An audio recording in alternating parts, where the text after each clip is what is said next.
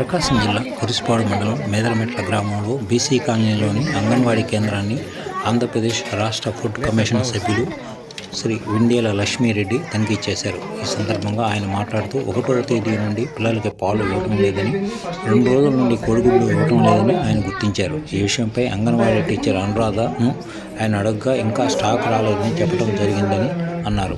Time to time stock తెప్పించి ఇవ్వడం మీ బాధ్యత అని చెప్పారు. మెనూ కూడా అమలు చేయడం లేదని, ఈ విషయంపై సూపర్వైజర్ అరుణాదేవిని అడగగా ఆమె కూడా సరైన సమాధానం చెప్పలేదని, ప్రభుత్వం అంగన్వాడీ కేంద్రాల్లో పిల్లలు బాలింతల కోసం ప్రత్యేక శ్రద్ధ వహించి ఇంత పెద్ద మొత్తంలో ఖర్చు చేస్తుంటే మీరు నిర్లక్ష్యం చేయడం మంచి పద్ధతి కాదని ఆయన హెచ్చరించారు. ప్రభుత్వం నిర్దేశించిన పనులకు మీరు తొట్టు పడవద్దన్నారు. నిర్లక్ష్యం వహించిన సూపర్వైజర్ అరుణాదేవికి, టీచర్ అనురాదేవికి సూపర్ నోటీసులు ఇవ్వాలని సిడిపిఓ ఎలిజబెత్ రాణికి ఫుడ్ కమిషన్ సభ్యులు లక్ష్మీరెడ్డి ఆదేశించారు. అలా డొక్కా సీతమ్మ మధ్యాహ్న భోజన పథకాన్ని అమలు తీరును ఆయన స్వయంగా పరిశీలించారు. స్వయంగా విద్యార్థులకు భోజనం వడ్డించి ఆయన కూడా రుచి చేసి బాగుందని కితాబు ఇచ్చారు. ఇలానే మెనూ తప్పనిసరిగా పాటించాలని ఆయన చెప్పారు.